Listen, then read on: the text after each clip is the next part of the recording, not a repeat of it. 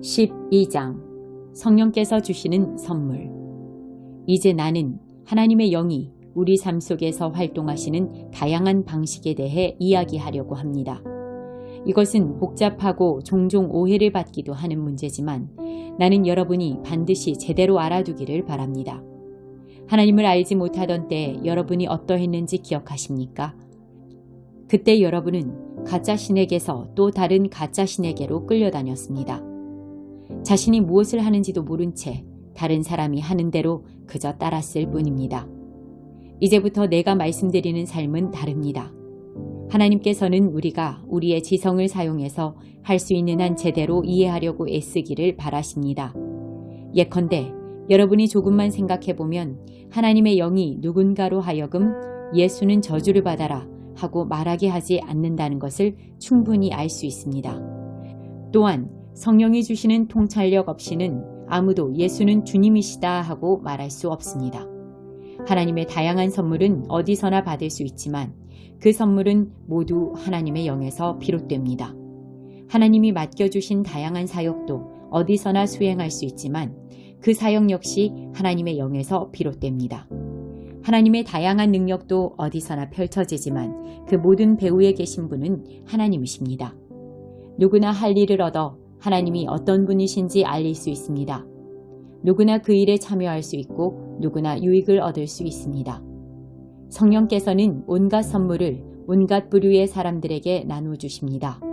그 다양성이 놀랍습니다. 지혜로운 권면, 명료한 이해력, 단순한 신뢰, 병자를 고치는 능력, 기적, 선포, 영을 분별하는 능력, 방언 통역. 이 모든 선물의 근원은 같습니다. 한 분이신 하나님의 영이 하나씩 나눠주시는 것들입니다. 누가 언제 무엇을 받게 될지는 그분께서 정하십니다. 다른 데서 더 찾을 것도 없이 여러분 자신의 몸을 보면 이런 성령의 선물들이 어떻게 역사하는지 쉽게 알 수 있을 것입니다. 여러분의 몸은 여러 지체, 팔과 다리, 여러 기관, 수많은 세포로 이루어져 있습니다. 일일이 열거할 수 없을 만큼 많은 지체가 있지만 여러분의 몸은 여전히 하나입니다. 그리스도께서도 그러하십니다. 한 분이신 그분의 영으로 말미암아 우리 모두는 불완전하고 조각난 우리 삶에 작별을 고했습니다. 저마다 독립적으로 자기 삶을 책임지던 우리가 이제는 그리스도께서 모든 일의 최종 결정권을 쥐고 계신 크고 온전한 삶에 참여하게 되었습니다. 이것은 우리가 세례받을 때 말과 행위로 선언한 내용입니다. 이제 우리 각 사람은 부활하신 그분 몸의 지체가 되어 하나의 같은 셈, 그분의 영을 마시고 새 힘을 얻어 살아갑니다. 전에 우리가 신혼을 확인하기 위해 사용하던 낡은 꼬리표들, 유대인이나 그리스 사람, 종이나 자유인 같은 꼬리표들이 더 이상 쓸모없게 되었습니다. 우리에게는 보다 크고 보다 포괄적인 것이 필요합니다. 이 모든 것이 여러분을 하찮은 존재가 아니라 얼마나 중요한 존재로 만드는지 생각해 보시기 바랍니다. 한 지체가 부풀어 올라 거대한 덩어리가 된다고 해서 몸이 되는 것은 아닙니다. 다르면서도 비슷한 지체들이 가지런히 정돈되어 함께 기능하는 것이 몸입니다. 발이 나는 반지로 치장한 손처럼 아름답지 못하니 이 몸에 속하지 않은 것 같아 하고 말한다면 그것이 말이 되겠습니까? 귀가 나는 맑고 그윽한 눈처럼 아름답지 않으니 머리의 한 자리를 차지할 자격이 없어 하고 말한다면 여러분은 그것을 몸에서 떼어내버리겠습니까? 온몸이 다 눈이라면 어떻게 듣겠습니까? 온몸이 다 귀라면 어떻게 냄새를 맡겠습니까? 그러나 하나님께서 그분이 원하시는 곳에 각각의 지체를 세심하게 두셨다는 것을 우리는 압니다. 그러니 여러분이 아무리 중요한 인물이라고 해도 여러분은 스스로 잘난 체해서는 안 됩니다. 나는 여러분이 그 이유도 생각해 보았으면 합니다. 여러분이 그처럼 중요한 것은 여러분이 몸의 한 지체이기 때문입니다. 눈만 엄청나게 크거나 손만 거인처럼 크다면 그것은 몸이 아니라 괴물일 것입니다. 우리 몸은 여러 지체로 이루어진 한 몸입니다. 우리 몸의 각 지체는 알맞은 크기로 알맞은 자리에 있습니다. 어떤 지체도 자기 혼자서는 중요하지 않습니다. 눈이 손에게 꺼져버려 나는 네가 필요치 않아 하고 말하거나 머리가 발에게 너는 해고야.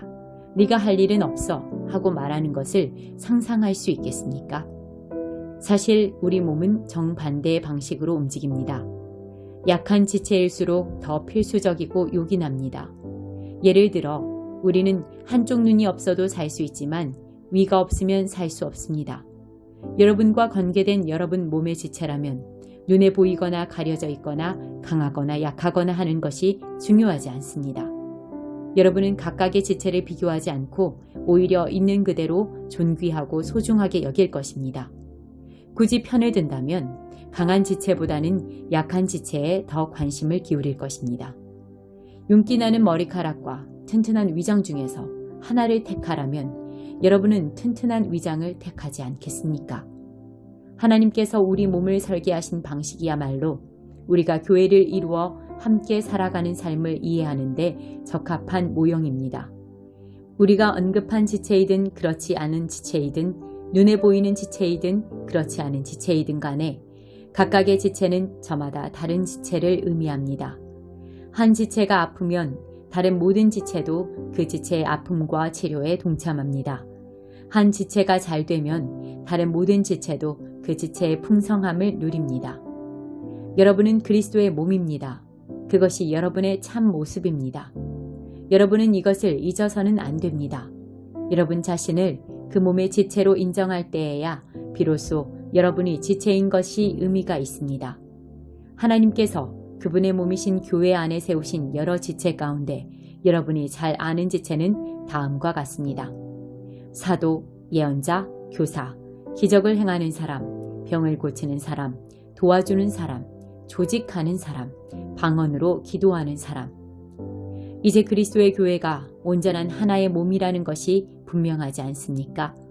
한 지체만 비정상적으로 커진 것은 그리스도의 교회가 아닙니다.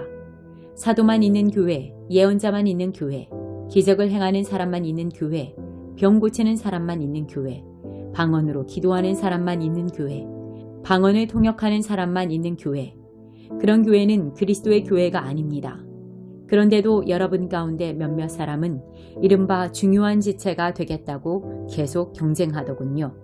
그러나 나는 이제 여러분에게 훨씬 나은 길을 제시하려고 합니다. 13장 사랑의 길.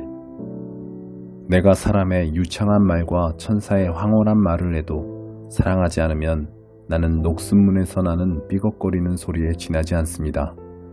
내가 하나님의 말씀을 힘차게 전하고 그분의 모든 비밀을 드러내고 모든 것을 대낮처럼 환히 밝혀도 또 내가 산에서 뛰어올라라 명하면 산이 그대로 뛰어오를 만큼의 믿음을 지니고 있어도 사랑하지 않으면 나는 아무것도 아닙니다. 내가 가진 모든 재산을 가난한 사람들에게 나누어 주고 순교자처럼 불살라질 각오를 하더라도 사랑하지 않으면 아무 소용이 없습니다. 내가 무엇을 말하고 무엇을 믿고 무슨 일을 하든지 사랑이 없으면 나는 파산한 사람이나 다름없습니다. 사랑은 절대로 포기하지 않습니다. 사랑은 자기보다 다른 사람에게 더 마음을 씁니다. 사랑은 자기가 갖지 못한 것을 바라지 않습니다. 사랑은 뽐내지 않으며 자만하지 않으며 다른 사람에게 자신을 강요하지 않으며 내가 먼저야 라고 말하지 않으며 화내지 않으며 다른 사람의 죄를 꼬치꼬치 따지지 않으며 다른 사람이 비굴하게 굴 때 즐거워하지 않으며 진리가 꽃피는 것을 보고 기뻐하며 무슨 일이든지 참으며 하나님을 늘 신뢰하며 언제나 최선을 구하며 뒷걸음질하지 않으며 끝까지 견딥니다. 사랑은 절대로 사라지지 않습니다. 제 아무리 영감 넘치는 말도 언젠가는 사라지고 방언으로 기도하는 것도 그칠 것입니다. 이해력도 한계에 이르게 될 것입니다. 진리의 한 부분만 아는 우리가 하나님에 대해 말하는 것은 언제나 불완전합니다. 그러나 완전하신 그분이 오시면 우리의 불완전한 것들을 없애주실 것입니다. 내가 어머니의 품에 안긴 젖먹이였을 때에는 젖먹이처럼 옹알거렸지만 다 자라서는 그러한 어린아이 짓을 영원히 버렸습니다. 우리는 아직 모든 것을 분명하게 보지 못합니다. 우리는 안개 한가운데서 눈을 가늘게 뜨고 그 속을 들여다봅니다. 그러나 머지않아 날이 맑게 개고 태양이 환히 빛날 것입니다. 그때가 되면 우리는 모든 것을 볼 것입니다. 하나님께서 우리를 보시는 것과 같이 모든 것을 또렷하게 보고 하나님께서 우리를 아시는 것과 같이 그분을 직접 알게 될 것입니다. 그러나 그 완전함에 이르기까지 우리는 다음 세 가지를 행함으로 완성을 향해 나아가야 합니다. 하나님을 꾸준히 신뢰하십시오. 흔들림 없이 소망하십시오. 아낌없이 사랑하십시오. 이 세 가지 가운데 으뜸은 사랑입니다. 14장 기도의 언어. 여러분의 생명이 사랑에 달려있다는 듯이 온 힘을 다해 사랑의 삶을 추구하십시오. 하나님께서 여러분에게 주시는 선물을 열심히 구하십시오. 무엇보다도 하나님의 진리를 힘써 선포하십시오. 여러분이 자기만 아는 방언으로 하나님을 찬양하면 하나님은 알아들으시지만 다른 사람들은 알아듣지 못합니다. 여러분이 하나님과만 사귐을 갖고 있기 때문입니다. 그러나 여러분이 일상의 언어로 하나님의 진리를 선포하면 여러분은 다른 사람들도 그 진리에 참여하도록 한 것입니다. 그러면 그들도 자라고 튼튼해져서 여러분과 함께 그분의 임재를 경험하게 될 것입니다. 자기만 아는 기도의 언어로 기도하는 사람은 거기서 많은 것을 얻겠지만 하나님의 진리를 누구나 알아들을 수 있는 말로 선포하는 사람은 온 교회를 성숙시키고 튼튼하게 합니다. 나는 여러분 모두가 기도로 하나님과의 사귐을 발전시키기를 바랍니다. 하지만 거기서 멈추지는 마십시오. 다른 사람들을 찾아가서 하나님의 분명한 진리를 선포하십시오. 여러분이 말하는 것을 모든 사람의 유익을 위해 통역해주는 사람이 없다면 비밀한 기도의 언어로 하나님의 임재를 경험하고 구하기보다는 모든 사람이 알아들을 수 있는 언어로 하나님을 아는 지식과 그분의 사랑에 접근할 수 있게 하는 것이 더 중요합니다. 친구 여러분, 생각해 보십시오. 내가 여러분에게 가서 하나님만 알아들으실 수 있는 말로 그분께 비밀히 기도한다면 여러분에게 무슨 유익이 있겠습니까? 내게 어떤 통찰이나 진리나 선포나 가르침이 있더라도 누구나 알아들을 수 있는 말로 전하지 않으면 여러분에게 무슨 도움이 되겠습니까? 가령 플루트나 하프 같은 악기들이 각각 독특한 음색으로 조화를 이루며 연주되지 않는다면 우리가 어떻게 선율을 알아듣고 음악을 즐기겠습니까? 나팔 소리가 다른 악기 소리와 구분되지 않는다면 어떻게 전투 계시를 알릴 수 있겠습니까? 여러분이 아무도 알아듣지 못하게 말한다면 여러분의 입을 여는 것이 무슨 소용이 있겠습니까? 이 세상에는 수많은 언어가 있고 그 언어들은 저마다 누군가에게 뜻을 가지고 있습니다. 그러나 내가 그 언어를 알아듣지 못한다면 그 언어는 내게 유익한 것이 아닙니다. 여러분의 경우도 다르지 않습니다. 여러분은 하나님이 하시는 일에는 열심히 참여하려고 하면서 어찌하여 교회 안의 모든 이들에게 도움이 되는 일에는 주의를 기울이지 않는 것입니까? 자기만 아는 기도의 언어로 기도할 때는 그 경험을 혼자서만 간직하지 마십시오. 다른 사람들을 그러한 사귐으로 이끄는 안목과 능력을 구하십시오.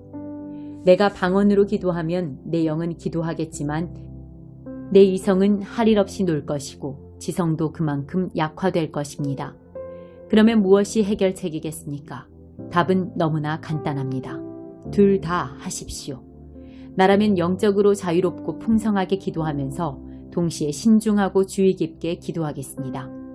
영으로도 찬양하고 지성으로도 찬양하겠습니다. 여러분이 아무도 알아듣지 못하는 기도의 언어로 축복한다면 교회에 갓 들어와 무슨 일인지 알지 못하는 사람은 언제 아멘해야 할지 모를 것입니다. 여러분의 축복 기도는 더할 나위 없이 훌륭하겠지만 여러분은 그 사람을 아주 무시한 것이나 다름없습니다. 나는 우리에게 방언 기도라는 선물을 주셔서 그분을 찬양하게 하신 하나님께 감사를 드립니다. 그로 인해 우리는 그분과 놀라운 사귐을 갖게 되었습니다. 나는 여러분 가운데 누구보다도 방언 기도를 많이 합니다. 그러나 나는 사람들이 예배하러 모인 교회 안에 있을 때는 다른 사람들에게 횡설수설로 들릴 1만 마디 말을 하는 것보다 누구나 알아듣고 배울 수 있는 5마디 말을 하고 싶습니다. 아주 솔직히 말씀드리면 나는 여러분이 어린아이처럼 생각하는 것에 화가 납니다. 얼마나 더 있어야 여러분이 자라서 어른스럽게 생각하겠습니까? 어린아이처럼 악에 대해서는 잘 몰라도 괜찮습니다. 그런 경우에는 그저 안 돼 하고 말할 줄 알면 됩니다. 그러나 무언가에 대해 예 하고 말하려면 그 이상의 것이 필요합니다. 성숙하고 잘 훈련된 지성만이 여러분이 속임수에 빠지지 않도록 지켜줄 수 있습니다. 하나님께서 성경에 이렇게 말씀하셨습니다. 내가 낯선 방언과 낯선 사람의 입술로 이 백성에게 전해도 그들은 귀 기울여 듣지도 않고 믿지도 않을 것이다. 그러니 아무도 알아듣지 못하는 방언으로 말하는 것이 무슨 소용이 있겠습니까? 그것은 믿는 사람들에게 도움이 되지 않고 믿지 않는 사람들에게는 구경거리를 제공하여 그저 멍하니 바라보게 할 뿐입니다. 그러나 알아듣기 쉬운 말로 진리를 말하면 믿는 이들의 마음에 곧바로 다가갈 뿐 아니라 믿지 않는 이들에게도 거슬리지 않습니다. 여러분이 교회에 모여있고 믿지 않는 사람들도 들어와 있는데 때마침 여러분이 알아들을 수 없는 방언으로 기도하고 있다면 그들이 듣다가 여러분이 미쳤다고 생각하고 서둘러 거기서 빠져나가지 않겠습니까? 그러나 믿지 않는 사람들 몇 명이 우연히 교회에 들어왔는데 여러분이 하나님의 진리를 알아듣기 쉽게 명확히 말하고 있다면 그들이 여러분의 말을 듣다가 진리를 접하고 자기 마음을 살피게 될 것입니다. 어느새 그들은 하나님 앞에 엎드려 하나님께서 여러분 가운데 계심을 인정하게 될 것입니다. 나는 여러분이 이렇게 하면 좋겠습니다. 예배하러 모일 때는 각자가 전체를 유익하게 할 만한 것을 준비하십시오. 찬송을 부르거나 가르치거나 이야기를 해주거나 기도를 인도하거나 영적으로 깨달은 것을 나누십시오. 방언으로 기도할 때는 2-3사람까지만 하되 그것도 여러분의 말을 통역할 사람이 있을 때에만 하십시오. 통역할 사람이 없거든 하나님과 여러분 사이에서만 하십시오. 모임에서는 2-3사람 정도만 말하고 나머지는 귀 기울여 듣고 마음에 새기십시오. 한 사람이 독차지하지 말고 차례를 지켜 말하십시오. 그리고 말하는 사람은 각자 기회를 얻어 하나님으로부터 받은 특별한 것을 말하십시오. 그러면 여러분 모두가 서로에게서 배우게 될 것입니다. 말하기로 한 사람은 말하는 방식과 시간까지 책임지십시오. 우리가 바르게 예배하면 하나님은 우리를 무질서에 빠뜨리지 않으십니다. 하나님은 우리를 조화로 이끄십니다. 이것은 모든 교회에 예외 없이 해당되는 사항입니다. 아내들은 귀 기울여 들어야 할 시간에 이야기하거나 집에서 남편에게 물어봐도 될 질문을 던지면서 예배를 혼란스럽게 해서는 안 됩니다. 예배 시간에 지켜야 할 예절과 관습은 하나님의 율법이 적혀있는 성경책이 지도해 줄 것입니다. 아내들은 예배 시간을 이용해 자기가 하고 싶은 말을 하려고 해서는 안 됩니다. 여러분, 여자든 남자든 자신이 옳고 그름을 판단하는 거룩한 예언자라도 된다고 생각하는 것입니까? 모든 것이 여러분을 중심으로 움직인다고 생각하십니까? 여러분 가운데 어떤 사람이 하나님께로부터 할 말을 받았거나 할 일을 받았다고 생각한다면 내가 쓴 이 글을 유의해서 보십시오. 이것이 주님이 바라시는 방식입니다. 여러분이 이 규칙들을 따르지 않겠다면 미안한 말이지만 하나님께서도 여러분을 쓰시지 않을 것입니다. 요약해서 3가지를 말씀드립니다. 하나님의 진리를 전할 때는 진심으로 하십시오. 여러분이 알아듣지 못하는 방언으로 사람들이 기도한다고 해서 그들에게 가타부타 말하지 마십시오. 무슨 일을 하든지 예의 바르고 사려 깊게 하십시오.